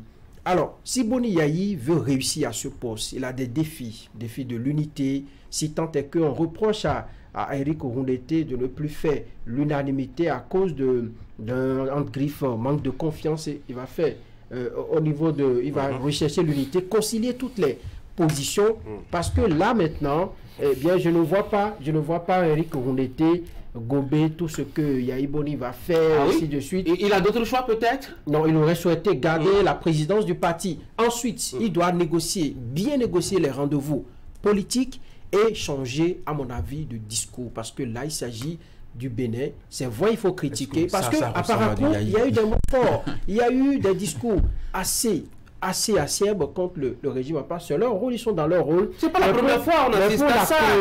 Sous Moustapha Soglo, on a vu un parlement à la limite insupportable avec beaucoup de mots, mais le Bénin il n'est pas tombé. Sous Boni Yahi aussi, quelqu'un a dit qu'il ira le chercher. La nuit n'est pas tombée sur le Bénin. Même sous Kéréko, son plan avait un discours très acerbe. Pourquoi est-ce que quand c'est acerbe aujourd'hui, ça doit déranger? Non, ça ne dérange pas. Mais lorsqu'on fait recours, par exemple, aux événements de 2019, vous avez vu, il y a eu une tension assez tendue. Enfin, une tension palpable dans le pays jusqu'en 2019. Et à la faveur de cette tension-là, vous avez vu ce qui s'est passé, notamment dans le septentrion à Parakou. Donc, lorsque nous tirons sur la ficelle, et nous tirons trop, ça risque de céder. Et c'est de cela que on va faire avancer ce débat. On va observer maintenant la position de Éric Rondeté. Disgrâce, humilité, fatigue, envie de retraite. Comment vous analysez sa position, William? N'oubliez pas le parcours de Rondeté. Rondeté a fait une opposition 10 ans durant à Boni Yahi, avant la fin de mandat, où il a trouvé finalement quand ce dauphin de Boni Yahi avait un certain espoir pour le Bénin, et je présume que c'était par phobie ou par parjure à la personnalité de Patrice Talon, qui pourrait être président si Lionel Zessou n'était pas élu. Et justement, le scénario qu'il craignait est arrivé. Patrice Talon a été élu président. Donc, il a été d'une manière ou d'une autre contraint à faire l'opposition à Patrice Talon et donc à se retrouver du côté de ceux qui étaient les radicaux opposants à Patrice Talon. Donc, il y a déjà que cette deal entre Rondeté et les démocrates n'est pas de souche, n'est pas très idéologique. Et quand on connaît le parcours de l'homme, c'est normal qu'il y ait quand même cette difficulté pour Rondeté de rassembler un parti comme les démocrates qui revendique, et je le martèle encore, revendique Boni Yahi et son bilan à la tête de ce Bénin. Est-ce que ce n'est pas là que réside justement la difficulté de... Pour moi, c'est là que ça veut dire la difficulté tout le temps pour se retrouver avec des gens qui l'ont critiqué. Justement, et ça va se passer bientôt avec Guy Mitokpe quand il va vouloir aussi monter à un certain niveau. Parce que le passé politique rattrape, même si on n'est pas éternellement ennemi en politique, il n'y a que les positions que nous avons défendues pendant un moment nous aident. Mais regardons aussi l'autre côté de la médaille. Ça peut être une stratégie politique pour faire reposer Rondeté de sorte à le préparer à la présidentielle. Et préserver son image. Justement, Boni Yahi travaille le fond du populisme parce qu'au fond, il ne nous propose rien. Ça, je le dis encore. Le parti de la démocrate ne propose rien. Ça va être très intelligent cette option. On travaille à conserver Rondeté, à le préparer pour que le choix du candidat à la future présidentielle ne divise pas encore les démocrates comme c'était le cas en 2021. Avec tout ce que moi j'ai pu observer, c'est vrai que William l'a dit, ça peut être peut-être très stratégique. Stratégiquement oui possible qu'on veuille positionner Éric Rondeté, mais je ne voudrais pas croire à cette thèse-là parce que pour tout ce qui a fuité hier, je n'étais pas à Parakou, mais bon, on avait les informations, on avait les échos, des mécontentements de Éric Rondeté par endroit, il y a eu suspension, après on a repris avec les activités. Franchement, si on a pu faire tout ça pour une stratégie, attendons de voir.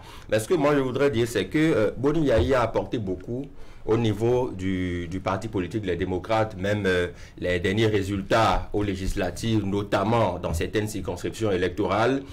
Si quelqu'un a pu manquer de peu de retourner à l'Assemblée nationale, c'est justement parce que Boni Yahi est descendu sur le terrain et a battu campagne pour la formation les démocrates, et donc quelque part Boni Yahi pèse. Mais ce poids qu'il a au niveau de cette formation politique ne doit pas être utilisé voilà, pour qu'il revienne, pour qu'il parle de populisme aujourd'hui. Parlons de celui à qui il succède à la tête du parti, sa position. Non, pour moi, c'est un échec, c'est une humiliation pour Éric Rondeté, parce que, ne l'oublions pas si vite, le parti Les Démocrates, il a fallu d'un cheveu pour que ce parti manque les élections législatives dernières, parce qu'il a fallu un recours à la Cour constitutionnelle, beaucoup de choses, et j'ai vu Éric Rondeté se battre comme un beau diable pour que tout ceci réussisse. Alors, s'il arrive à faire tout ceci, que le parti ait pu compétir pour avoir 28 députés à l'Assemblée nationale et qu'au final, on le relègue parce que premier vice-président d'une formation politique, alors que vous en étiez le président, vous êtes allé rencontrer le chef de l'État en exercice, vous vous êtes dit un certain nombre de choses, et qu'on vous relègue au rang de premier vice-président, je pense que c'est une humiliation, c'est une rétrogradation tout simplement. Eric? Non, moi je pense que... Votre homologue, comment voyez-vous sa position là? Eric Boni, il n'a pas cédé son fauteuil parce qu'il est fatigué, encore moins parce qu'il a échoué. C'est vrai, on essaye de faire comprendre à l'opinion, justement parce qu'il a échoué, pour davantage justifier l'arrivée de Boni Yayi. Quand vous êtes président d'un parti, que vous avez Yayi Boni comme président d'honneur, vous avez tous les problèmes de ce monde. J'imagine que tout le temps qu'il a eu à occuper ce poste, ça n'a pas été facile pour lui. Et il a fait savoir dans son discours, humiliation, il a tout subi. C'est le jeu politique. Je pense qu'il a été victime de tout ce qu'on a organisé à Parakou pour le décharger, pour que quelqu'un puisse retrouver la tête de ce parti et faire de ce parti du yaïsme. C'est tout. Franck? Oui, je dois dire que il y a des ambitions, hein, si vous lisez bien entre les lignes, puisqu'il n'est plus présidentiable.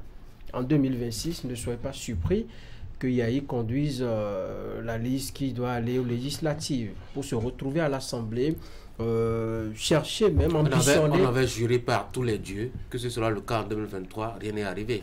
On avait juré par les passés. Non, mais il occupait quelle position? Est-ce qu'il a besoin d'occuper un poste dans le parti à l'opposition? Bien sûr, si le parti n'a pas voulu qu'il aille, maintenant qu'il est président, les grandes décisions vont passer d'abord par Boni Yayi. Et en 2019, ne l'oubliez pas, l'information avait fuité même au sein des FCBE, c'est l'ambition qu'il avait, bien entendu. Et comme ça n'a pas marché là-bas, eh bien, Yayi Boni a dit, je n'ai plus rien à foutre ici, il faut changer de... Je ne pense pas que ce soit la seule raison qui a amené la cassure. Non, c'est l'une des raisons. C'est pour dire à Tanguy que ça n'est pas d'aujourd'hui. Le débat existe bien avant 2023 et bien avant les dernières législatives. Et donc, lorsque vous voyez tout cela, il y a un objectif. Il y a un objectif, revenir véritablement au devant de la scène en occupant des positions stratégiques qui vont lui permettre de participer au débat politique, de mieux affronter en griffe le régime qui est en place. Maintenant, si ça le marche en 2026, ils arrivent à prendre le pouvoir des mains de talon, on saura véritablement que leurs calculs sont bons. Que fera les démocrates pour le reste des 3 ans qui nous séparent? Ils vont subir. Le parti va subir les décisions de Yayi, qui peut-être, je ne sais même pas s'il va prendre le soin même de consulter les membres de ce bureau avant de prendre ces décisions. Ils vont subir, comme il sait bien le faire. Ils vont beaucoup dépenser d'argent. D'abord, j'ai une peine pour les députés qui sont à l'Assemblée nationale. Toutes les fois qu'il va se déplacer, ils vont se mobiliser pour financer tout ça. En tout cas, ils vont subir. Stanislas? Je pense au-delà de ce qu'ils subissent, il y a aussi qu'il peut y avoir des défections, des démissions, parce que William le disait, toutes les cartes sont rebattues désormais. Donc Boni Yayi, oui, il est porté à la tête de cette formation politique, mais ça ne peut pas plaire à tout le monde. Donc les gens iront peut-être se chercher ailleurs, il y aura peut-être des ralliements. En tout cas, d'ici 2026, ça promet, ça va bouger en tout cas. Franck? Non, je pense que c'est bon pour la démocratie parce que l'opposition se renforce davantage avec un chef d'État qui connaît un peu les clés politiques, un ancien chef d'État qui connaît un peu les clés de la politique de notre pays, les petits secrets. Je pense que ça va donner un peu de vitalité à notre démocratie. Et c'est tant mieux parce que là, quand le débat est ouvert et vous avez en face des vis-à-vis et tout, ça bon. Et ça va nous donner du gré à nous parce que pendant longtemps, l'actualité politique j'avoue que franchement, on s'ennuie ici. Il n'y a pas d'équité et puis les sujets, vraiment... On va arrêter de bailler maintenant. Oui, moi j'espère qu'on va arrêter de bailler. J'ai cette faiblesse, même si les gens me la reprochent souvent, de regarder souvent les grandes démocraties quand il y a des situations comme celle-là dans notre pays.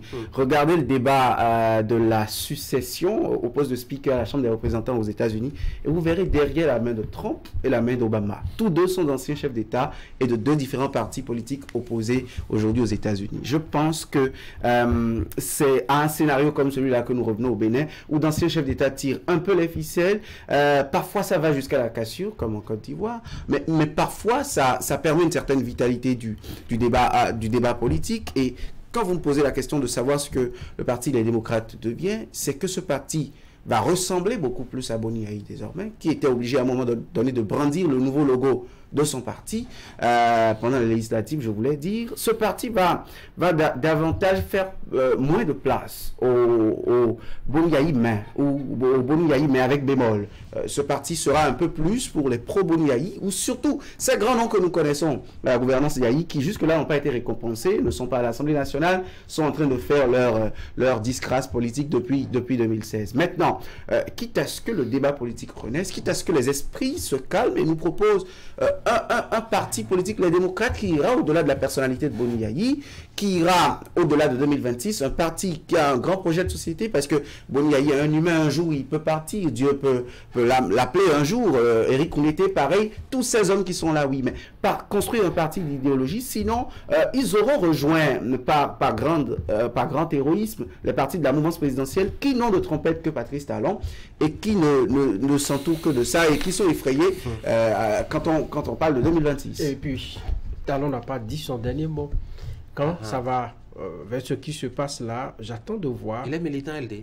Non, pas militant LD, c'est Yayi Talon maintenant. Ne nous voyons pas la face. Et vous allez voir certainement qu'il y aura des... Moi, je pense que Talon n'est plus présidentiel autant que Boni Yayi. Ah, mais il doit sauvegarder et peut-être conserver le pouvoir pour la suite, en ce qui concerne... Est-ce que lui-même va penser peut-être diriger un parti quand non, je ne vois pas Talon diriger un parti. Il en a deux. Il n'en a pas deux. Il y a des satellites aussi. Tout est possible. Il en a plusieurs. Mais il faut qu'un jour, ce ne soit au Bénin, que ce ne soit plus après la vie politique, la vie à la tête de l'État, que les chefs d'État deviennent des politiques. Mais il faut que le système partisan, tant ventilé dans sa réforme, puisse nous produire des politiques qui vont présider aux destinées de ce pays. Je pense que c'est important. Si c'est après la vie à la tête du Bénin qu'on se fait une santé politique et qu'on a une image à défendre après et qu'on impose à la limite à la classe politique, je pense qu'il y a un problème. Merci beaucoup, chers messieurs. Juste une petite précision, lui, il a une autre façon de gérer. Lui, il n'aime pas être au devant de la scène. Il n'a pas forcément besoin d'être à la tête d'un parti pour gérer un parti. Allez, on va rapidement dire deux mots. C'est vrai que je ne l'avais pas vraiment prévu, mais on va placer un mot rapidement au sujet du 43e congrès de l'Association internationale des maires francophones tenu notamment à Cotonou la semaine écoulée, Franck.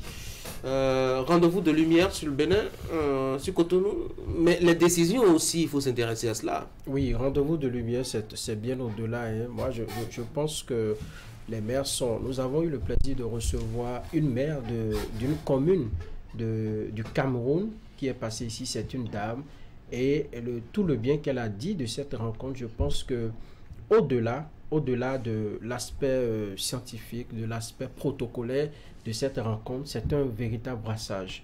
Et les gens sont venus à Cotonou pour réchauffer les liens qui étaient dégradés depuis la Covid-19 et tout ça. Vous savez, le monde est un peu perturbé par des situations qui surviennent, ainsi de suite, les guerres, la sous-région, ça commençait un peu pas stresser. Et donc, la rencontre de Cotonou a permis, bien au-delà de ces aspects que j'ai relevés, de pouvoir se retrouver pour se parler des développements, du développement au plan local. Et ce que moi j'ai pu observer, puisque j'ai fait un tour, j'ai fait un tour pour rencontrer des amis qui sont venus de la sous-région, et je pense que ça a été une réussite, tout simplement parce que moi j'ai vu des maires, j'ai échangé avec des gens qui ont apprécié l'organisation, et surtout le panel du dernier jour, ce qu'on a proposé aux étrangers en griffe qui sont venus, à nos amis de la sous-région, de l'extérieur qui sont venus.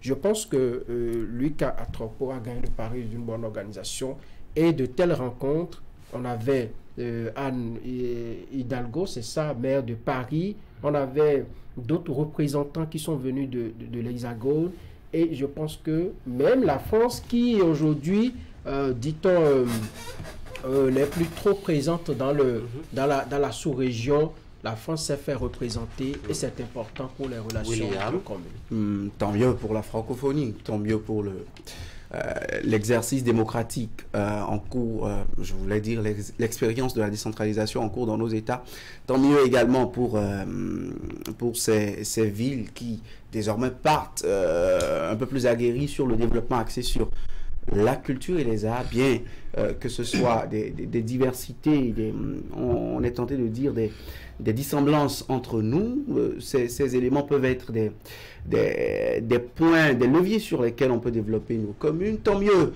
pour l'intercommunalité, bien sûr j'y arrive, entre les villes d'Afrique, les villes francophones d'Afrique, et bref, moi je pense que c'est à l'actif du Bénin, à l'actif de nos autorités. Maintenant, implémentons ce dont on a discuté, ce qui a été décidé. Stanislas?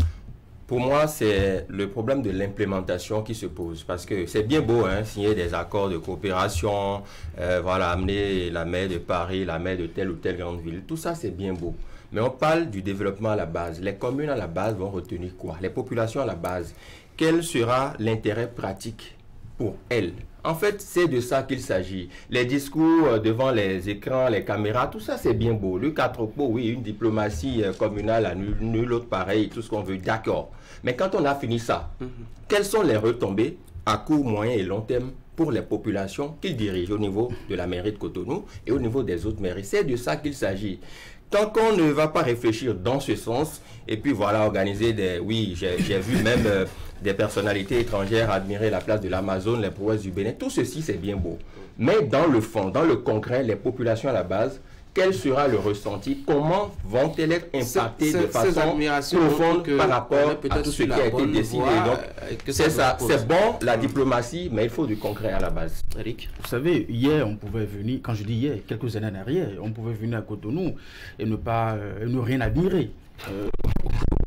La réalité, elle est tout autre. Qu'est-ce que l'admiration nous apporte? Selon les indiscrétions, vous savez, il y a un mois,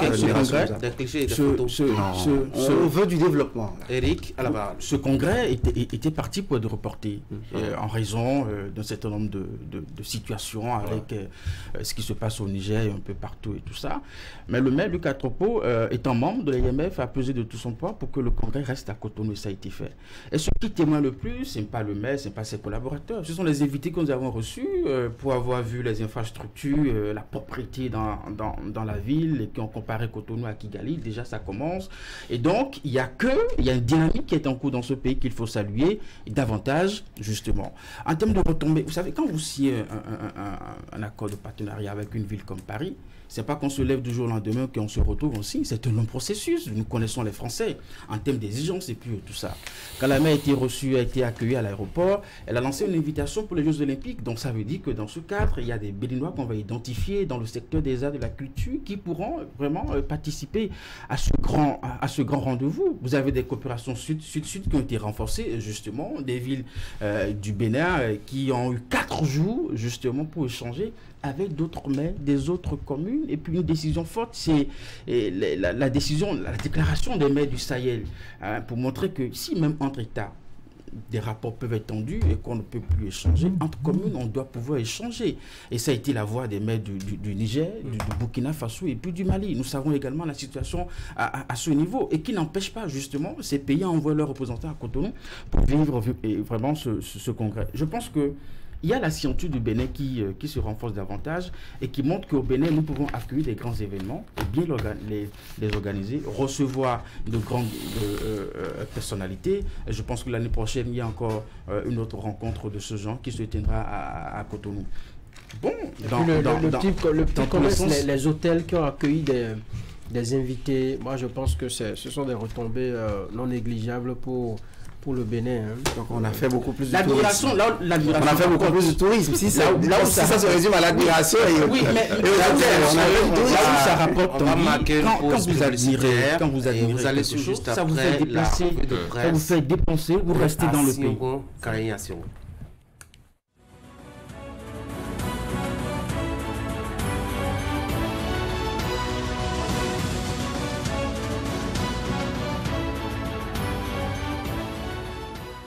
Mesdemoiselles, Mesdames et Messieurs, bonjour. Les démocrates étaient en congrès ordinaire le week-end à Parakou et désormais aux commandes du parti, l'ex-chef de l'État Boni Yayi, élu président Pour Bénin intelligent, Yahi résurgit. L'ancien président de la République aime surfer sur les mécontentements inhérents à toute gouvernance sociopolitique. La nation souligne que Boni Yahi prend les rênes. Il remplace ainsi Éric Rouleté qui prend la première vice-présidence. Quant à Nourenou Achade, il devient le deuxième vice-président. Avec Boni Yahi aux commandes, Matin Libre imagine une résolution spéciale pour la libération de Rekia Madougou. Le Soleil Bénin Info indique que cette décision du chantre du changement et de la refondation, quoique surprenante, intervient à un moment important de l'animation de la vie politique au Bénin. En effet, nous sommes à quelques encablures des élections générales, communales, législatives et présidentielles de 2026. Yahi, la tour de contrôle de l'opposition, placard de fraternité qui pointe que visiblement, si le choix porté sur Éric Rouleté pour prendre la tête du parti a été bien reçu au départ par les militants, ces derniers ont commencé à être mitigés à son propos. Avec le temps, le journal de faire observer qu'à ce jour, Boni Yahi reste le leader charismatique incontesté de ce groupe politique. À lui tout seul, il est capable de faire pencher le vote des électeurs en faveur du parti et il l'a prouvé du nord au sud. Mieux, il prend une part active aux dépenses du parti. C'est donc tout à fait normal qu'il veuille avoir tous les leviers du parti en main afin de ne pas subir une seconde fois sa mésaventure avec Paul Rompé. Sa posture actuelle a l'avantage de clarifier le jeu. Personne ne pourra à présent soupçonner l'opposition de dealer avec le pouvoir, à moins que Yahi veuille se dédire. Les deux camps adverses combattront sur le terrain, chacun avec des arguments de taille. Au final, l'un des deux l'emportera. Ce qui est sûr, c'est que Boni Yahi, dans son nouveau rôle de chef de parti, s'inscrira désormais dans une logique républicaine et non d'affrontement des institutions souveraines comme ce fut le cas en 2019. Le matinal pointe qu'à travers le congrès de Parakou, le parti Les Démocrates a donné le ton des prochaines challenges électoraux. Le thème de ce congrès est d'ailleurs très évocateur de l'enjeu que constitue pour la formation politique de l'opposition ces joutes électorales. Défi des élections générales 2026, ensemble avec les démocrates, le peuple à la reconquête de sa souveraineté. La principale formation politique de l'opposition entend assumer son statut de parti du peuple et pour Éric Rouleté, le virage de 2026 s'annonce décisif pour le parti. Le challenge pense plutôt qu'au regard des enjeux politiques actuels et les exigences de la réforme du système partisan, l'on peut dire que l'élection de l'ex-président de la République, Boni Yahi, à la tête d'une opposition comme les démocrates est un mauvais casting. En réalité, le parti Les Démocrates n'a pas un problème de leadership, mais d'enracinement. Le véritable challenge du parti doit être de travailler à convaincre les Béninois et consolider ses bases. Au fond, l'élection du président d'honneur Boni Yahi sonne comme une guerre de leadership au sein du parti. Sur la démission de l'ex-ministre des Sports Osvaldo Beki, le matinal tient la réaction officielle du gouvernement et informe qu'en répondant à la préoccupation des hommes des médias relative à la démission de Osvaldo Beki, Wilfried Koumbedji, secrétaire général adjoint du gouvernement, a confirmé que le président Patrice Talon a fait des reproches à l'ex-ministre des Sports à propos de sa déclaration favorable à la candidature de Olivier Bokor pour l'élection présidentielle de 2026. Dans son intervention, le secrétaire général adjoint du gouvernement a d'abord signifié que l'ex-patron des sports a démissionné de son plein gré. Fraternité le rapporte qui dit que c'est difficilement défendable que des membres de partis en marge de la ligne de leurs responsables politiques puissent faire cavalier seul. Wilfried Léandre Koumbedji a poursuivi en confiant que le chef de l'État aurait reproché au désormais ancien ministre des Sports sa déclaration publique en faveur de la candidature de Olivier Bokor en vue de la présidentielle de 2026. Le chef de l'État l'a interpellé et lui a dit d'éviter cela à l'avenir parce que cela mettrait à mal à terme cette réforme. Le ministre a considéré qu'il pouvait défendre sa position et c'est la raison pour laquelle il a demandé à être libéré de ses fonctions, ce que le chef de l'État a accepté, a-t-il signalé. sur la question de l'indemnisation des propriétaires dont les domaines sont déclarés d'utilité publique dans le cadre de la phase 2 du projet d'aménagement et de bitumage de la route des pêches. Le secrétaire général adjoint du gouvernement confie, rapporté par Bénin Intelligent, elle va se faire conformément aux tests de la République. Il y a des tests en la matière. Le compte rendu du Conseil des ministres a indiqué qu'elle va se faire conformément aux tests, donc soyez rassurés. Ce qui est prévu par la loi ou par les actes réglementaires sera appliqué pour l'indemnisation. Le plus important, c'est que les personnes concernées entrent effectivement en possession de ce qui leur est dû par l'État dans les cas pareils. Nous avons fait l'effort de recenser ces personnes. Vous avez noté qu'il s'agit de 2 brutelles. D'autres viendront après, mais dans l'immédiat, ce sont les 2 brutelles, A et C, qui sont les plus affectés. En sport, le confrère de la matinée souligne que le président Patrice Talon vient de sortir le joker tant attendu pour une fin de mandat en apothéose au niveau de ce département ministériel. Avec Benoît Dato, la thérapie de choc est bel et bien là. Sa démarche montre qu'il est vraiment un choix idéal pour ce département ministériel qui engrange des centaines de millions. Et cerise sur le gâteau, l'homme du changement a été aussi footballeur, donc pas un novice dans le milieu sportif. Autant de facteurs qui amènent à nourrir de gros espoirs quant à l'avenir du sport béninois qui pourra véritablement se révéler au monde, comme le souhaite ardemment le président Patrice Talon. Merci d'avoir suivi la revue de presse.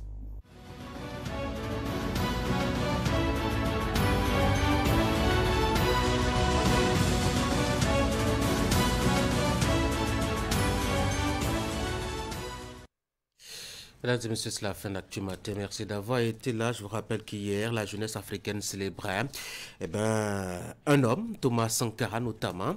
Cela faisait plus d'une trentaine d'années que le leader de la révolution burkinabé était assassiné. C'était un 15 octobre 1984. Aujourd'hui, on célèbre la journée mondiale de l'alimentation. On va faire un clin d'œil donc à toutes ces structures et personnes impliquées dans une alimentation adéquate pour les populations au Bénin. Aujourd'hui aussi, c'est la journée mondiale du pain. Prenez du plaisir à consommer du pain. Donc, bonne journée à tous et à demain.